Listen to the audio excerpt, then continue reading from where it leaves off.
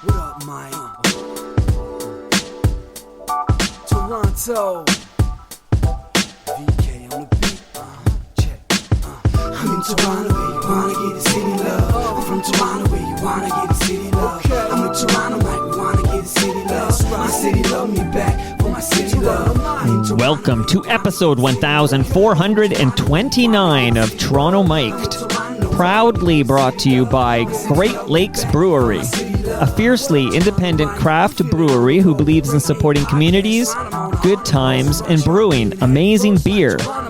Order online for free local home delivery in the GTA. Palma Pasta. Enjoy the taste of fresh, homemade Italian pasta and entrees from Palma Pasta in Mississauga and Oakville. RecycleMyElectronics.ca. Committing to our planet's future means properly recycling our electronics of the past.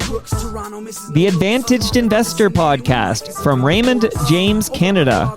Valuable perspective for Canadian investors who want to remain knowledgeable, informed, and focused on long-term success. And Ridley Funeral Home. Pillars of the community since 1921. Today, returning to Toronto Mic'd is FOTM Jon Pole. Welcome back, John. I love hearing the long stop set before we get into the content. It's so great to hear those sponsors. Well done, my man. Well done to you. We're going to get into it, but first, big question off the top, John. Will you be my Valentine? 100% I would be your Valentine. I can't think of anyone else I'd rather have a nice meal with. Perhaps some pasta. Well, listen, are we ever going to meet in person or what, John? This is your second appearance, both via Zoom. When am I going to meet you? I can get you some Palma pasta and some fresh craft beer from Great Lakes. You know, I feel guilty. I was in Toronto yesterday, and I actually thought maybe I should stay and go to the basement.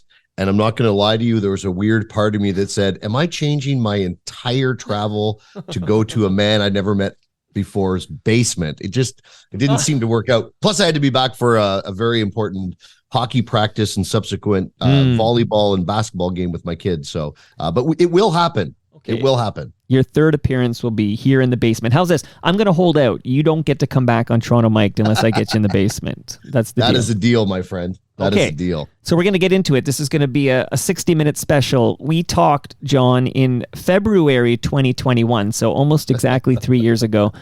This was episode 803, so I'm just going to let people know if they want to go back and hear the A to Z of Jon Pole's career in radio, they can go to episode 803. Here is the description I wrote at the time.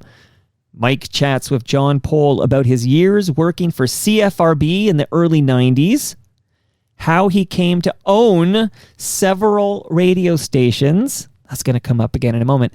His recent role at News Talk 1010, hosting the Night Side with Jon Pole for stations in Montreal and Windsor. This is going to come up too, how he was fired by Bell Media. That happened, John. And how he would have done that differently. I got to go listen back to know what that means. Anyways, we talked for 90 minutes that first time. We're going to talk for about 60 minutes. But let's start. Let's get to the meat of this. It was announced last week that Bell was selling 45 radio stations in smaller markets. Jon Pole, what's your take on all this? What's your take on what Bell is doing with their radio stations? Well, I think anyone in the industry would have predicted that perhaps one of the larger companies, whether it be Bell or Chorus or Rogers, would be taking this tact at some point in the future. And I think it's partly because, one, I don't think that they would in a boardroom say that's their area of expertise, the smaller markets. And two, I think, and again, I'm outside the bottle on this one, so it's just my observation. I think a lot of times the bigger companies really bought into content, and they wanted to tie it in with cell phones and things like that. And I think the way the world changed, platforms like what you're doing and YouTube and TikTok, all those things sort of came along. And I think they realized that this dream of having all of these content creators that they would control and be able to monetize, I don't know if that ever came to fruition. And in all of that, they were trying to run this business that in some cases, not for all the companies, but maybe in Bell's case a little bit, it was a monster they weren't really familiar with, that has a creative / science mix to it to make it successful. And it can't be a financial sheet. You can't your way to excellence. Do you think Bell is good at radio? It's hard today when I found out one of the greatest morning shows in the history of Ottawa, got turfed yesterday. It's not a move I would have ever made, because that morning show, whether you like their bits or not, or the music they played, as people and as people that represent the city of Ottawa, they just did a tremendous job. And it's not a radio move I would make. So it's hard to say that I would subscribe to that's a great radio operator. However, I understand the pressures that they're under. I think that they have done some really good stuff.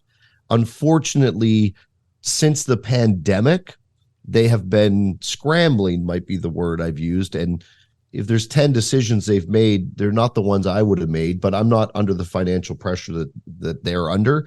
So maybe if I was in their boots, I would make similar decisions. But I can tell you, from a radio perspective, just as a guy in radio who loves radio and admires the products and brands they have, I think News Talk 1010 had a lot of really good years as a fabulous radio station since they blew out the newsroom and stuff. I mean, I listened the other day, it still sounds really good, and there's still really good people on there. They just didn't do it the way I would do it, but that doesn't mean my way would be more right. It would just be more radio, because I'm a radio guy versus a cell phone guy versus a cable guy versus a telecom guy. Well, we're going to get into that. I guess my broadcasting corporation doesn't have like internet service available or cable products to sell. No, we have radio stations, and we make our money selling advertising and doing those things. And obviously we purchased, we were part of the group of buyers for those stations, and we bought Kingston and Brockville. And certainly one of the questions that I get asked a lot is, well, why are you going to be successful when Bell seemingly hasn't been successful?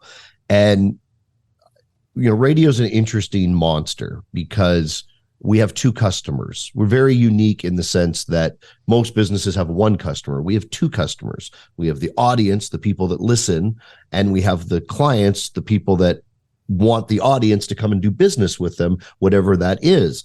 And, radio works best when you have what's called TSL, time spent listening. And it's weird because the radio industry doesn't talk about this number as being important, but I believe it's the only important number, because time spent listening means that Mike turns on my radio station and he listens for an hour, 90 minutes, 2 hours, 6 hours, whatever it is. And why that's valuable is because you'll hear Palma Pasta 3 or 4 times and you'll create a relationship with them. And if we've done a good job and they do a good job, you'll go buy some pasta from them again and again and again. So in that sense, you've got to have a really good plan to build that time spent listening for the audience. So you got to do the things that they like. But then on the other side, for the clients, what the clients really want is, obviously, yes, they want to be successful. They want to turn their dollar into $1.50 or $2, get a return on their investment. But they view local radio also as a tool that they use to create their brand, obviously be involved in the community and the things that the radio stations traditionally are involved in. It's an easy way for them to hop on and be involved with a food drive or the local hockey team. And it's also credibility. Radio offers that third-party credibility in some markets that if you're on that radio station, the audience goes, hey, if you're here, that means something. And I think if we look at sort of how Bell's done it, is they've lost some of those things. Credibility might be, losing the newsrooms. They lose a little bit there. Maybe they're not doing as much in the communities as maybe our company does. So they've got some of the parts right, but maybe not enough of them. All right, I'm going to go back and then we're going to revisit all this because you can imagine I'm a curious cat here. But you mentioned this morning show in Ottawa, so I got to plead a little ignorance. I did read a little bit yesterday about Stuntman Stu. Yep. And could you just educate me a little bit as a guy who doesn't pick up Ottawa radio in his car. Like, Sure. Tell me a bit about this morning show, and just give me a vibe of like what kind of a legacy morning show this was that got turfed yesterday in Ottawa by Bell. Yeah. So Stu is, he's stuntman Stu because originally he was on the rock station and he was the young guy that would go out and do the goofy stunts. He did a very smart thing that while he was doing those goofy stunts, he always made sure he did things in the community. So he just became a guy that kind of transformed from being the goofy stunt guy to the guy that everyone liked because he helped out kids with cancer and he helped out the hockey teams and he did all that stuff. He parlayed that into an opportunity to host what is the Chum FM of Ottawa and host the morning show. Angie Poirier, who was his co-host, she came from the TV side of the business. Again, almost the exact same story on the female side, was on TV, was always involved in community things, is emceeing everything, has kids, tells great stories.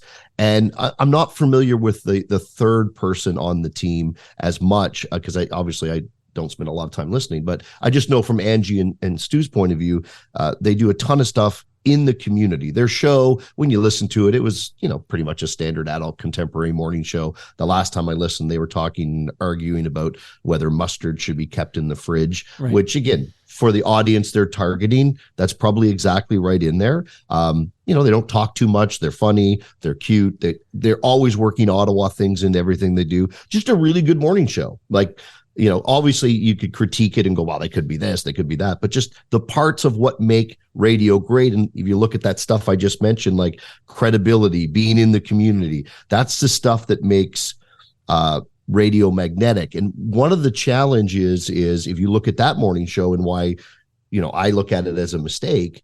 And again, maybe on a spreadsheet somewhere, it's not. Radio is pretty simple because you have two types of people that work in radio. You have people that are technically proficient. They can hit the posts, they can show up, they can mix right, they can read the liner cards, they can follow all the rules of radio, the setup, the teases, the payoffs. They're technically proficient. But the real goal is to become magnetic, where people want to come to you. And I believe that Stuntman Stu and Angie, they were magnetic. They brought people to them, not specifically because of the bits, but because of what they did in the community. And certainly there's lots of examples of that in Toronto radio as well, whether it's, John Oakley or, back in the day, Wally Crowder, or obviously Roger Rick in Maryland, or John Moore. There's lots of great examples of people that not only are they technically proficient, they're also magnetic. You want to find out what they've got to say. So you use the S word, John, spreadsheets. Okay. So, yeah. So again, we're speculating here, everybody. John doesn't work for the decision makers at Bell Media here, but no. It feels like, and you would concur, that this is simply a cost-cutting measure. Like Stuntman Stu, member a pillar, much like Ridley Funeral Home, a pillar of the community. Okay, does a great job. People seem to. You mentioned magnetic. They like this morning show. They've been there a long time, right? They've been there a while, and possibly because these people have been there a while, they make a adult salary that would let them live a reasonable middle-class lifestyle, and perhaps that number triggered some alarm, and Bell, which only didn't make enough $1 billion last year, is going to cut a few bucks off the radio line in Ottawa. Is that what it sounds like to you? Well, look, we have to be fair to Bell in the sense that they work in an arena where investors invest in the company. And Bell, to its credit, one of the things they have done very well is return impressive dividends to those investors. So if you're an investor in Bell and you're just, taking your shekels from them, you're probably very happy because you go, hey, whatever you guys do, whatever, I trust you to do the work. So from that point of view, I understand they have other obligations to meet that they are actually measured on. At the end of the day, every business is measured on the profit it generates. We are capitalists, so I can't knock them for that. But I can say, and I maintain that as someone who invests in Bell, I put a little bit of my money in there too, because again, they pay great dividends. I'm the kind of guy where I'm like, hey, look, I'm happy to take a little less to give the country a little more. Like I invest in because they're a great company. And I don't necessarily have to make an extra 3 cents. That said, the challenge is a lot of people's mutual funds, teachers' pensions, all those sorts of big conglomerates, they're investing in Bell, and they got a lot of people that are retired that need a return on their investment to pay their bills. So it's an ugly circle that exists. But in my opinion, if you're saying, do I think these cuts were purely financial? I think they're way more financial than they are performance-based. You use the another S word, shareholders there. Okay, Yes. Okay. And I'm going to use another S word in a good way, though. FOTM Sharon Taylor. Do you know Sharon? I do. Okay, so I always value her input, much like you, John. She's a beloved FOTM, and I can turn to her and get some thoughts and analysis, some insight, and she points out some obvious things, but I think we needed to visit it here. Before we get back to the 4 stations you bought from Bell, and I have very specific questions about you and my broadcasting corporation and et cetera. But like Bell, BCE, they are a telecom company. All the money is in cell phones and internet connectivity and cable, et cetera, et cetera. So radio is like this pimple on the back of some elephant. Like it seems like it's like less than, I don't know, I don't have the numbers in front of me, but like Sharon speculates that it's 1% of their business is radio. Yeah, it was explained to me that on their list of stuff that they do, it's right near kiosks Right. on importance. Right. I don't know if that's true, but and here another number that Sharon tosses around, and I don't know if this is accurate, but she tosses around. Okay, so if there's a profit of 22% profit on this business, to Bell, it's not even worth the trouble. 22% on this less than 1% thing. Bell's got bigger fish to fry, bigger priorities, worry about the shareholders, focus on what's going to make them real money. Meanwhile, for a smaller radio operation that focuses on radio, and we're going to get back to you, John, but 22%, that's something you can pay yourself a decent salary. You can employ people in the community. You can make a difference. You can grow. That's the difference between BCE owning these stations and the smaller operations who bought up these 45 stations in smaller markets. Yeah, really 100%. And if you look at sort of the history of those stations, and whether it's Standard Broadcasting or Chum, those portions of those stations now are under the Bell headline. Right, Astral.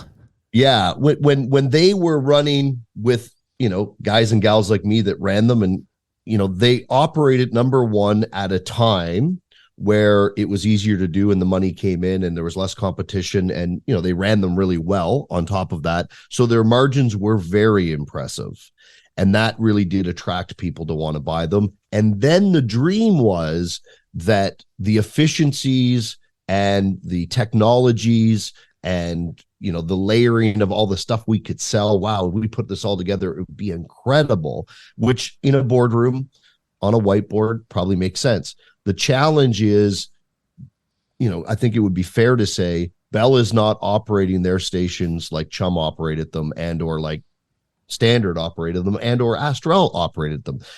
They're trying to fit them into what they do, and the reality is they don't. And at the same time, they've seen those incredible margins drop. And some of that's through maybe their own failure of operation. Some of it's obviously through pandemic and changing times and all those sorts of things. But it does make it less lucrative to them.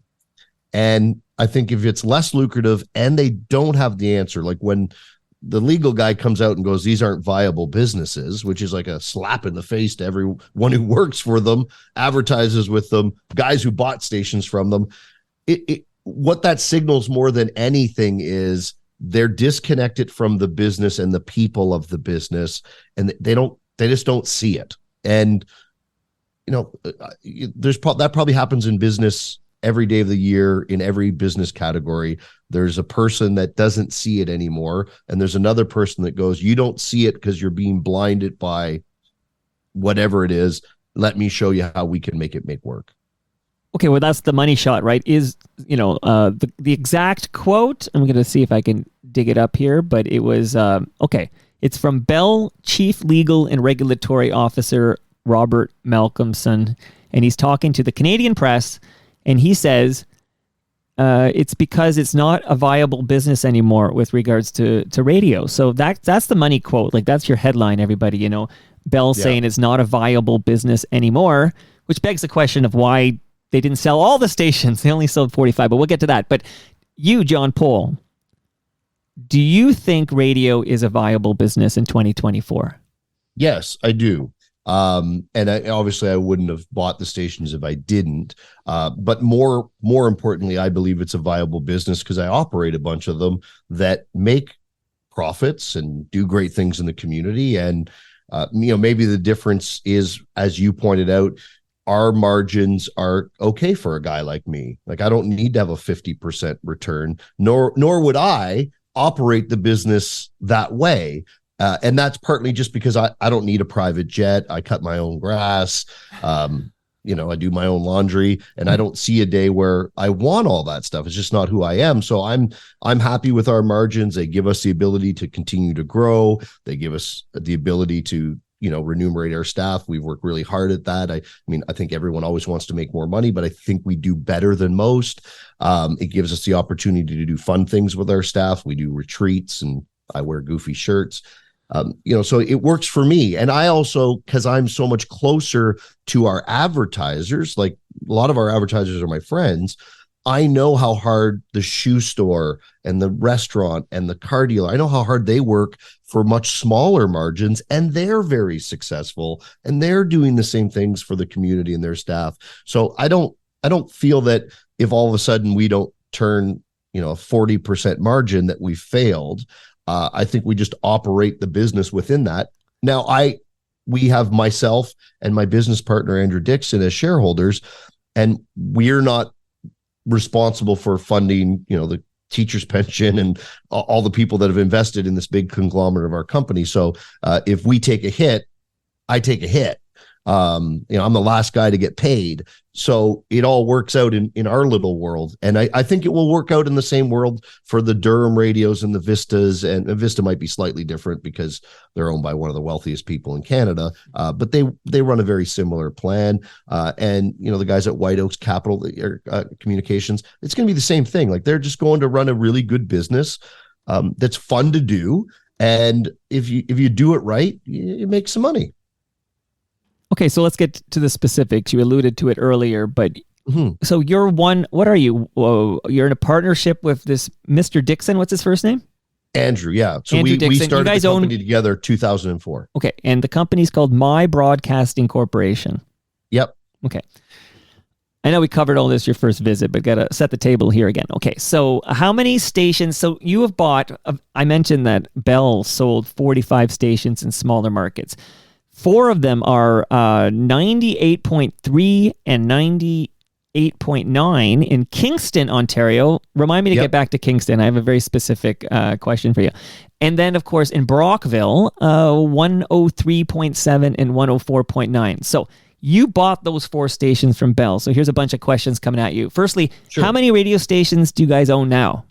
With those 4 in the mix, it will be 24.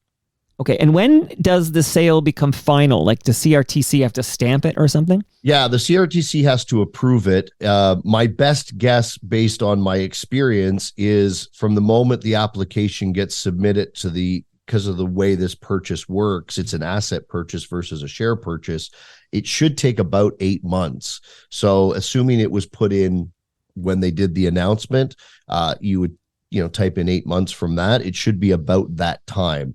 Now, the CRTC has been on a radio moratorium. I'm sure they're busy doing other things. I'm sure they're short staffed like everybody else. So, I would hope in a perfect world for the radio world, our fiscal year end is August 31st. I would love that the CRTC gets this done for August 31st and we start our next fiscal with these stations under our umbrella because it makes the accounting easy. Will that happen? I don't know. It could be the new year. Okay, so what happens so everyone who's employed at these 45 radio stations across the country, between the moment that announcement came out last week, and you remember that was a big announcement, 4,800 people are getting let go. It's, and there's sort of like, I noticed I would try to figure out, okay, so everyone employed at these 45 radio stations, do they have their jobs until like is Bell going to pay them until the CRTC signs off on this? Like what happens to those 4 stations between now and the moment that the stamp gets applied by CRTC? What should happen, and I don't see any reason why it wouldn't happen, but what should happen and what I believe will happen is all of the staff, I can speak for our stations, we've guaranteed to keep everybody that's there. So if they leave, like if someone leaves, they get a better opportunity. I don't know that they would be replaced immediately because I'm sure Bell would say, well, we'll leave that up to the new guys to decide. If it happened tomorrow, they might go, well, we need someone for the next 8 or 9 months. We're going to make a decision. I would think they'd have a little bit of a chat with us. We would say, yeah, hire someone. My understanding from all the other owners that I've talked to or read about what they've said in the press, everyone else who's bought stations has said the same as me. All the staff stay. So there is an argument to be made that those staff maybe feel relief because they know for the next 8 months, they got a gig. Interesting, right? Like this 8-month period where like, I know what happens when you buy a home, right? Like if heaven forbid there's a fire at one of these stations or something, until you sign off after CRTC, this is Bell Media's problem, right? Like Bell's running them until we close the deal. No different than a house. It's a good analogy. Yeah. They've got to keep the house in good order. Like they can't all of a sudden go, well, we're going to change all the stations to classical because it's cheap or whatever. They've got to run them like they're running them. I'm sure that they would probably buy a few less pencils. I'm sure they won't buy new vehicles. I'm sure if they have a backup photocopier somewhere and one breaks, they'll bring in, I'm sure all that would be normal. Right. But they can't really go and change what we're buying. They can't steal equipment out to take it to Toronto. It's got to be all the stuff we've all agreed on we're purchasing. And I believe them to be honorable. They've been very easy to deal with. So it's business as usual, I guess, from the sense of some of the layoffs we've seen, and Bell said there's maybe some more to come in the coming weeks. I hope that people in Kingston, Belleville, or Brockville go, hey, like I'm in a good spot because I'm not on that list anymore. I'm on the going to my FM. Well, that's it. Like so. The details are a little hazy here, but they say, okay, 45 stations sold, 4,800 people let go. It did kind of read like that 4,800 included the people at the 45 stations. But then I guess it could be, let me just tell you, like when CHCH declared bankruptcy, my buddy FOTM Mark Hebscher was in a room and they basically said, you don't have a job here anymore because we declared bankruptcy. And because we declared bankruptcy, we don't have to give you severance. So security will walk you out.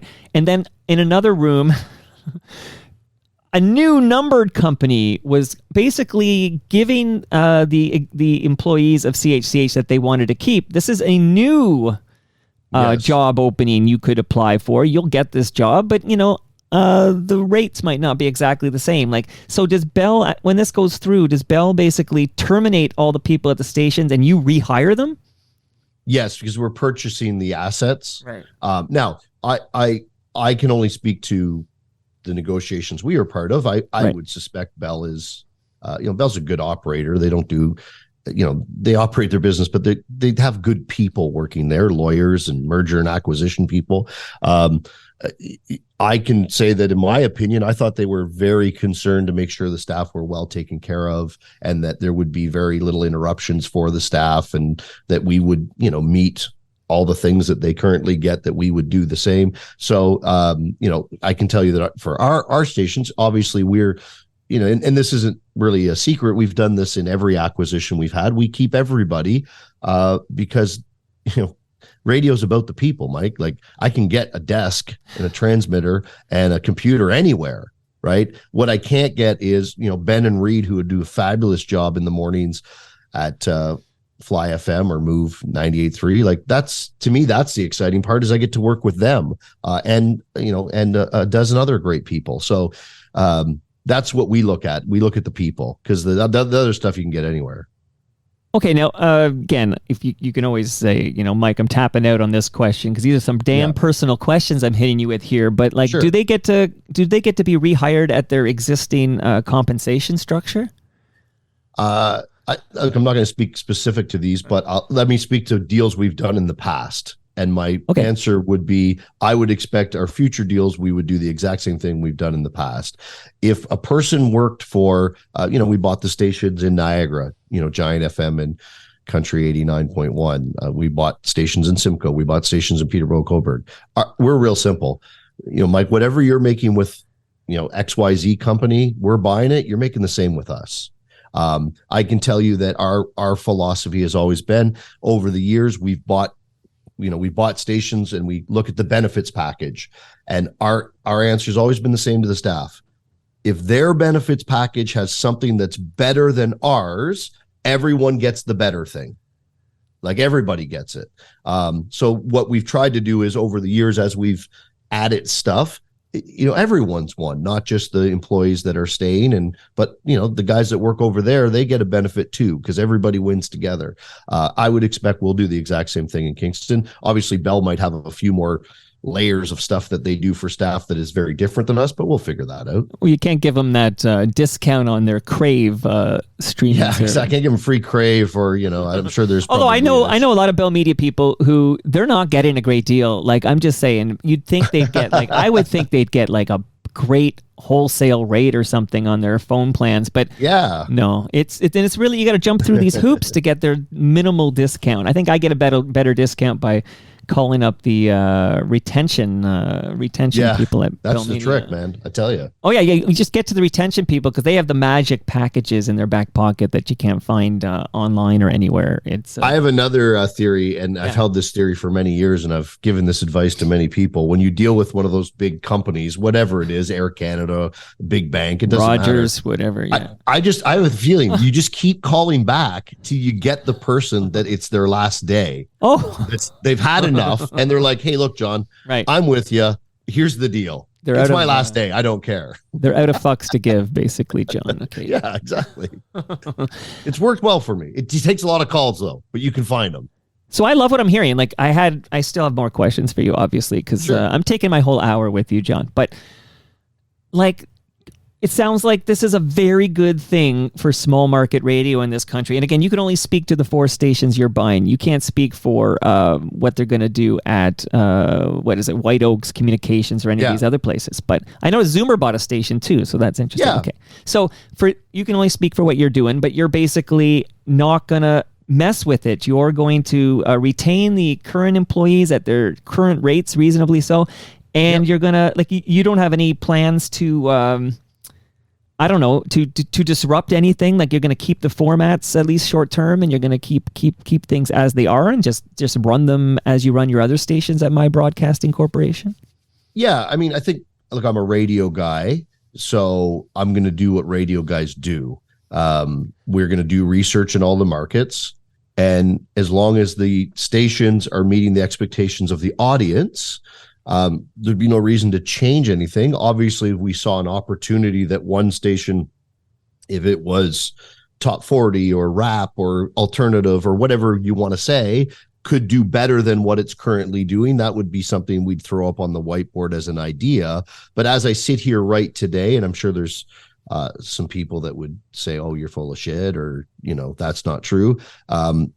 I look at the stations. There are some trademark issues we have to deal with, because Bell owns trademarks for Bounce Radio, Pure Country, and Move, and they haven't basically said, "Yeah, go use them." So we're gonna have to create some new brands that way. But I think when you look at the music and who they target, and all of that stuff, I don't see a need today, on Valentine's Day 2024, that anything would change other than what we have to change and what we want to change. Right. So what would be on the want to change list? Well, I'm a big believer in local news. So they currently don't have local news departments. They're going to have a local news department. That's going to happen. So there will be more local news.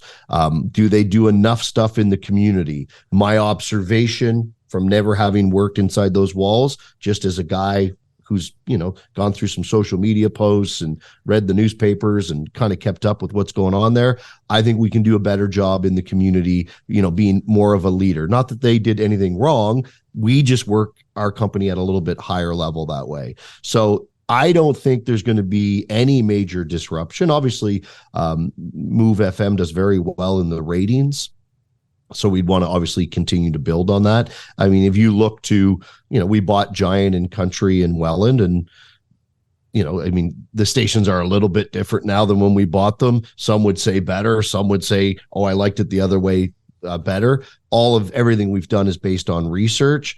We didn't change them at all. And all the people that worked there, except for the people that left. And some people left.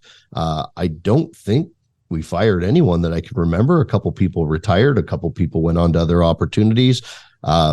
We hired people to replace them. So same when we did Peterborough, same when we did Welland. Although in Peterborough, we did a big format flip right out of the gates. But again, that was based on the research that we did.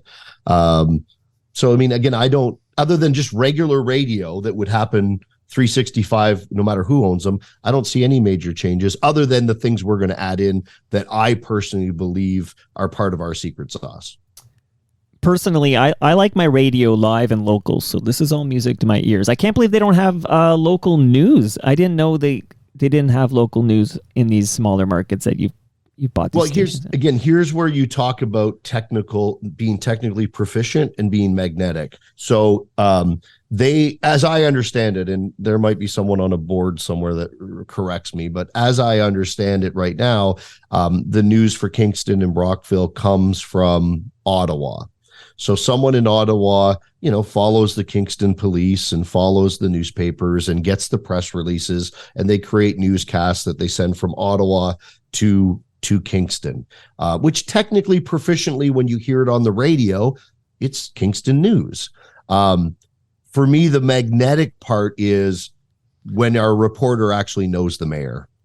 And they see the mayor at Tim Hortons, and the mayor goes, hey, by the way, I don't know if you know this or not, but Billy Bob over there at XYZ just won this incredibly interesting award. You guys should do an interview with them. And we go and do an interview with Billy Bob, and Billy Bob goes, oh, by the way, my kids are playing in this thing, and the soccer has a problem. They need to raise funds for whatever. And then we go and tackle that. So I think technically proficient, you could turn it on and go, hey, there's news. Magnetic, I think that's what they're mixing. They're not doing anything. Their news people aren't at any events in Kingston. They're not uncovering any stories. They're just reacting to whatever shows up online. John, do you still listen to Toronto Mic'd? I do. I'd be honest, I haven't listened. I'm trying to think the last episode I have listened to. I listen to all the ones that have radio people because I'm a radio geek, and any of the music ones that are like bands I like I love Lowest of the Low. I listen to those ones, but I found actually what's interesting is my overall podcast listening has dropped dramatically. Even though I have one that I kind of listen to routinely, I haven't listened to it as much. And it's not a function of the content. It's just a function of I've been busy. Your habits, etc. Okay, so I bring up Toronto Mike because every month I have these episodes we call Toast. Yes. And the current duo that joins me for Toast, we have actually a live Toast happening on this coming Tuesday after Family Day at 10 a.m. So Toast for breakfast. And it's Rob Pruce, who was the keyboardist for Spoons, and Bob Willett. And Bob Willett, I know him quite well. We've become good buds. And then yesterday I learned Bob, who runs a couple of stations in Kingston for Chorus, but Bob got the what we call in Toronto Mike, the tap on the shoulder. And Bingo Bob, correct? Yes, sir. Okay, from the old Humble and Fred show. So yes, it's funny. While we were chatting, I had a WhatsApp call from Humble Howard, who's in Mexico. But there's something I could produce that show, so I guess there's something, some fire I have to put out after this call here. But so Bob Willett is currently a free agent, passionate, talented radio guy who still believes, like you, he still believes in radio. Although on Tuesday, I'm going to ask him if he still believes in radio after this tap on the shoulder, because all he did was a great job, and I think he won some awards, and now he's got some time on his hands. So I'm just here on behalf of Bob Willett. I'm letting you know, John, this is a talented guy who's available, and he has Kingston radio experience. I'm just throwing it at you.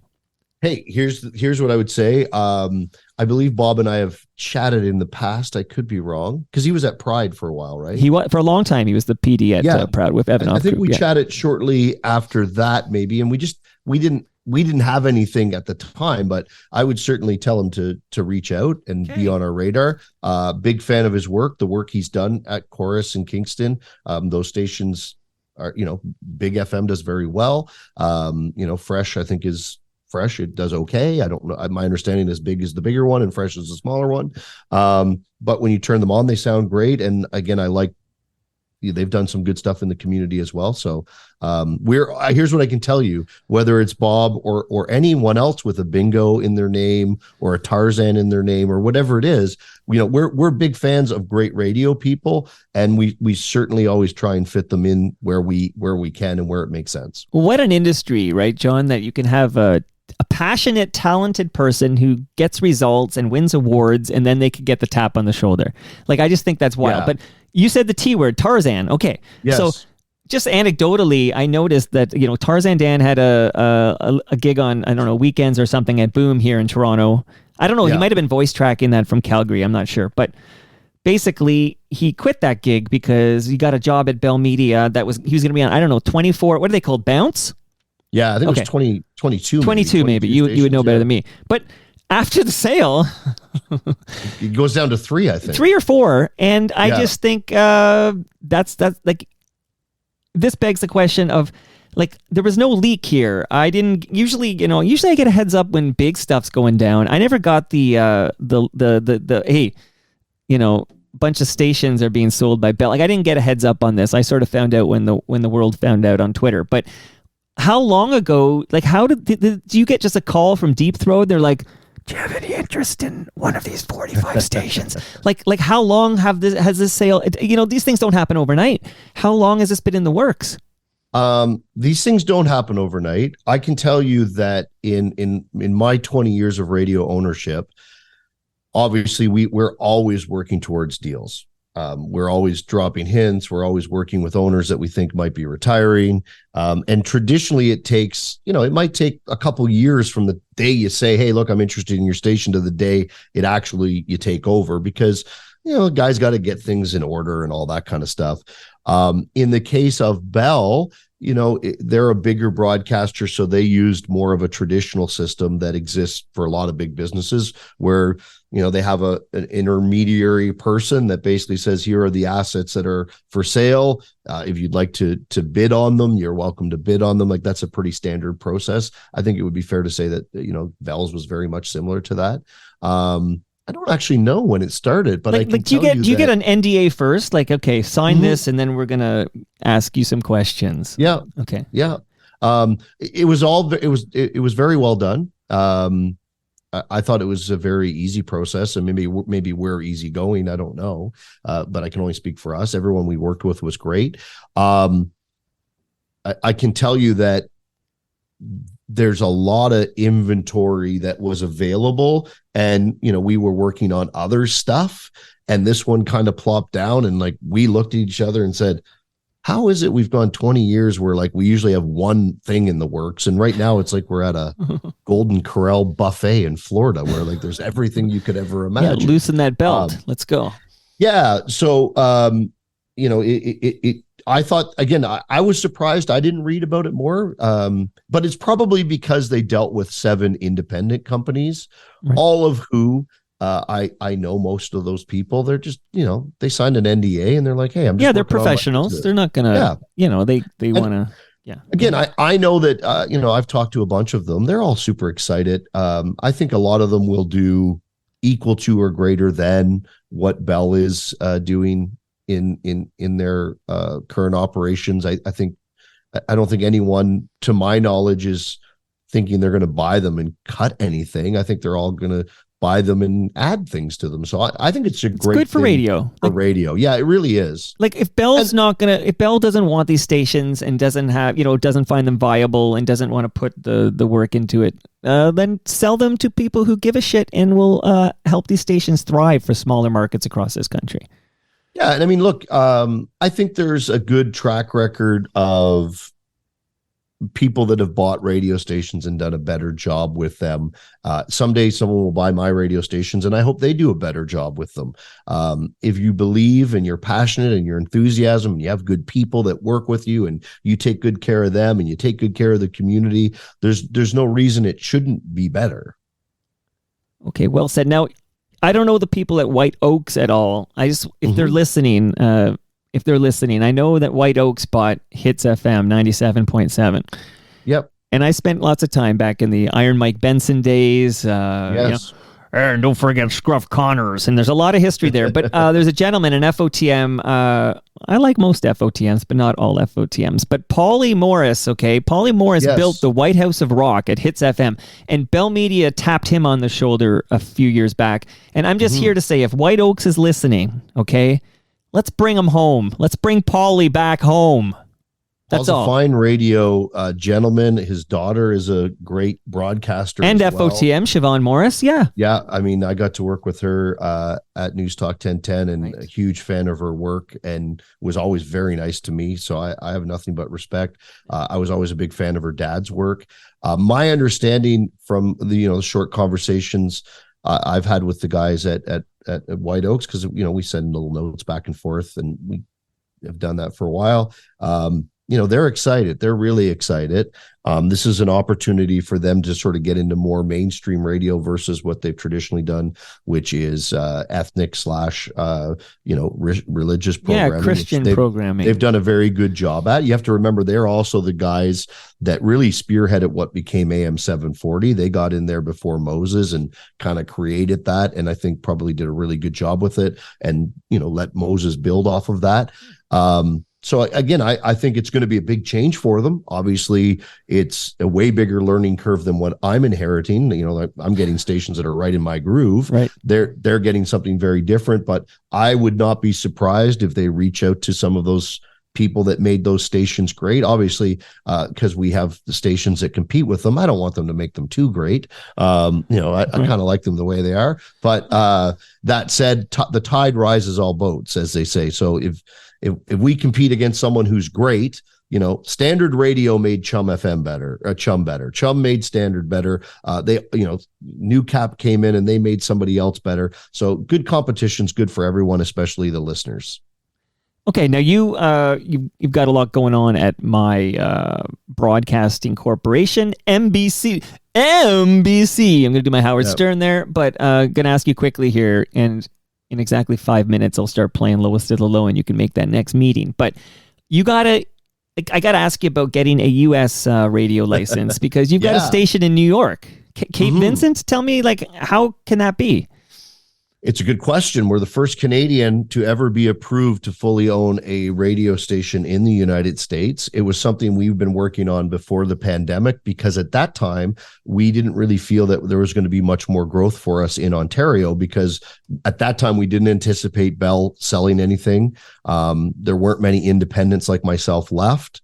When we looked at what was maybe going to be on the table someday in the future, we're like, it's okay. It's not going to really change our company a lot. We were looking for how do we grow bigger? So we had kind of started exploring the idea of, hey, we could get into the States. There's lots we could buy, whether it be in New York State or whether we go to Florida. It doesn't matter. And I know a lot of owners in the United States, and they're kind of like older guys looking to retire. So I was like, I know some guys that run good operations that maybe it would work. But it started with, would the FCC approve it? So we started with that. We were working actually on a different group of radio stations. Pandemic came along, that got put on pause. And then out of nowhere, this station in Cape Vincent was offered to us, which was interesting because since the 90s, it's operated primarily as a Kingston radio station. It targets Kingston. Cape Vincent's a very cool yet small community that is really across the water from Kingston. So when it was offered to us, we were kind of like, oh, this kind of fits in. We have stations in that area. And then as the Bell thing got piled on to us, we're like, okay, well, this all really makes sense. Now the question is, will the FCC approve it? And they have some special allowances. For example, a couple from Mexico that operated some Spanish speaking radio stations, they got approved. There was a couple from Australia that lived in Anchorage, Alaska, or somewhere up in Alaska for years, and the guy that owned their station died. They gave them approval to buy it. So our FCC attorney felt that because we specialize in those smaller markets, that they would say yes. They probably wouldn't let us buy Z100 in New York. So we went for it because we thought it would be fun. Plus, look, I'm a radio guy. I have nothing against CanCon. I think we've built great Canadian artists. I said I'm a fan of the Lowest of the Low, which, is not necessarily obscure, but it's a little bit more obscure than saying I'm a fan of the Tragically Hip or Blue Rodeo. Right.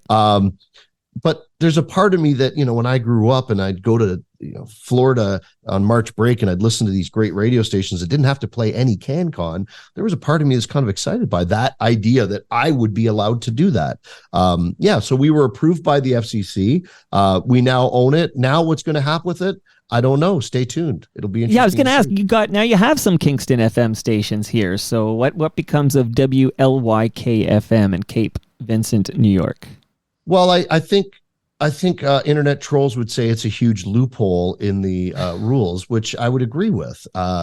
It's owned by, it's not technically owned by MyFM. It's owned by Andrew and I.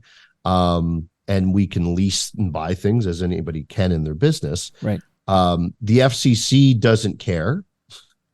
And the CRTC doesn't care because the CRTC, Rogers owned a portion of it for years. And before that, a gentleman named John Wright, who started some stations in Kingston, he was part of it. So it's not anything new.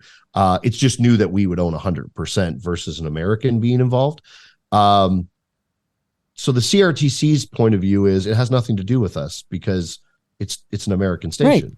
It's like sorry, go ahead. Yeah, and the FCC goes, hey, whatever happens in Canada has nothing to do with us because we're the FCC. As long as you're meeting our rules, right, you're good. And, we will. So I don't know what becomes of it.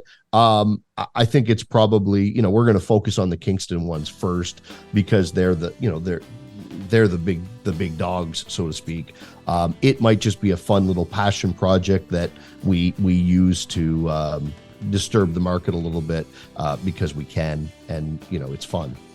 It's damn fun. It's like those pirate radio stations you used to hear about in off the coast of England, right? like that. Or I'm on the Mexican radio. You hear about those big Mexican signals that would blast into Texas and stuff. And we're good for you. Put the station on a boat in the middle of the St. Lawrence.